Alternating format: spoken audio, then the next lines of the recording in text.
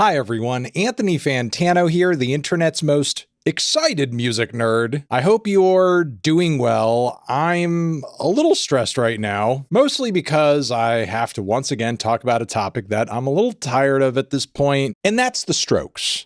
Specifically, a lyric on their latest record, Reality Awaits, where I am mentioned by name, where I'm being dissed, as everybody has been saying, including myself. Yeah, I'm talking about it again, but I promise you, it's for reasons that are actually pretty important. And look, without belaboring any points I've already made on all of this or rehashing anything that I've said, let me just state plainly and clearly right here.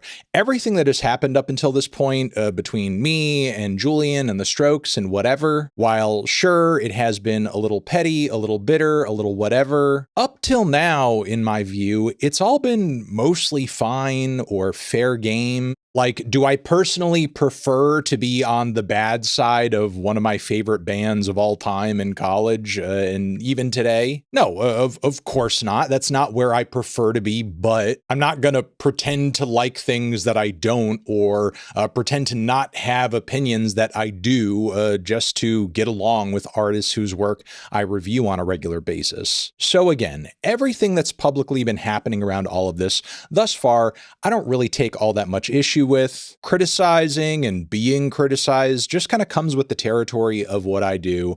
I've come to accept that. But the information that I've recently gotten a hold of, I feel like is actually crossing a line, because the topic we're launching into here has to do with an issue that we have been calling out for a minute on this channel, and that is the tendency for artists and labels and PR firms to reach out to content creators on the internet of all types and stripes and essentially pay for positive PR, pay for undisclosed promotion, or even in the case of our recent video around Lily Allen, narrative control. Would you be surprised to find that the Strokes are engaged in this kind of behavior too? Because I've just gotten a hold of some new communications which were sent to a music influencer and commentator who I will not name, but this person has tens of thousands of followers across multiple different platforms. Not a super small or obscure creator by any means. In addition to this, I presume this is not the only person who was reached out to. And this person was approached to not only make a video about the new Strokes album, but specifically the lyric on the album about me. The Strokes recently released their new album, and the song Lonely in the Future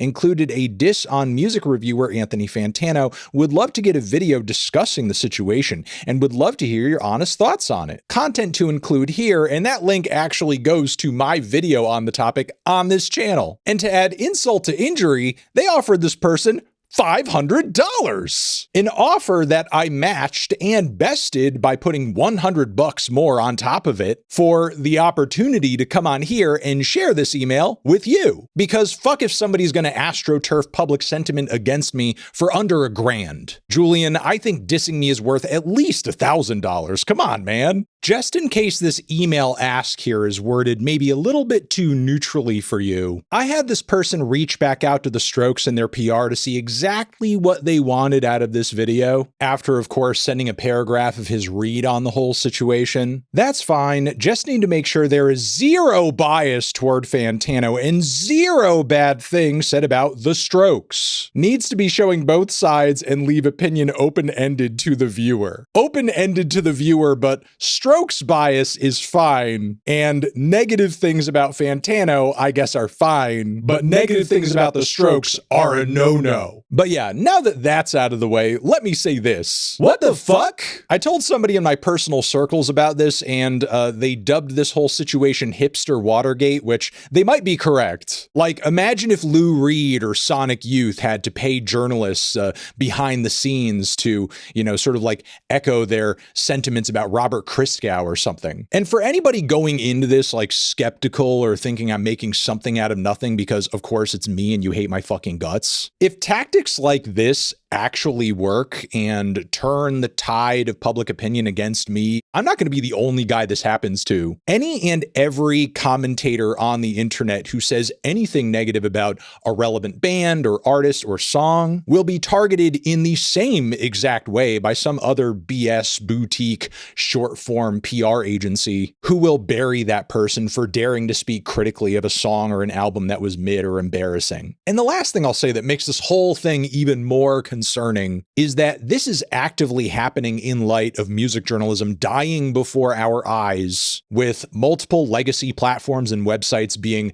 completely hollowed out, multiple layoffs, news coverage and coverage of up-and-coming artists basically being flush down the toilet. And again, if you don't like me, and you don't have to like me, I'm sure there are at least a few music commentators on the internet that you do like, who maybe have much smaller platforms in comparison, and maybe wouldn't be able to withstand such a campaign were it mounted against them. And while historically my platform has been able to withstand all sorts of heat and all sorts of blowback, so long as this sort of thing remains a growing industry practice, smaller creators are not safe at all. Because the moment you say anything negative that gains traction about a relevant artist with a PR budget, they're going to pay one of these companies, YTK is the name of this one, just so you know. You guys are really doing a bang up job over at YTK. Yeah, the moment any of that happens, one of these platforms will have 3, 4, 5, 6 short form randos talking shit about you in an onslaught of videos to manufacture disagreement against what you're saying. But that's like the future of PR and media, I guess. To be clear here, for additional context,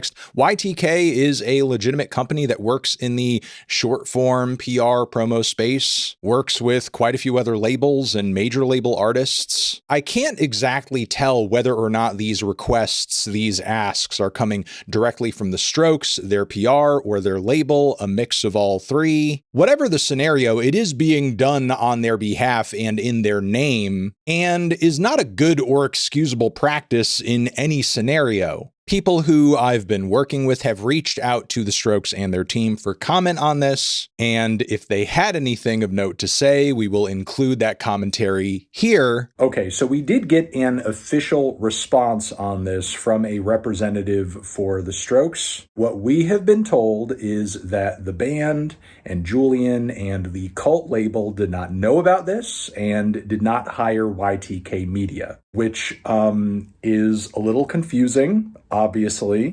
because the emails and the asks and the offer here is a real thing and do exist. So, like, is YTK Media out here just kind of representing the Strokes' interests for the love of the game? I don't really know. Is there some other secret third party in all of this operating behind the scenes that put in this ask, this request? I'm not sure. Until there are any further confirmations or revelations on all of this, of course, all of this remains to be an allegation. A very curious one with some odd evidence behind it, but still an allegation all the same. But yeah, without anything else to go on as of right now, that's kind of all I can say, I suppose. Well, there you have it. Please let me know your thoughts on all of this in the comments. That would be great. Over here next to my head is another video that you can check out. Hit that up, or a link to subscribe to the channel. Anthony Fantano, skeevy and scummy PR campaigns for never.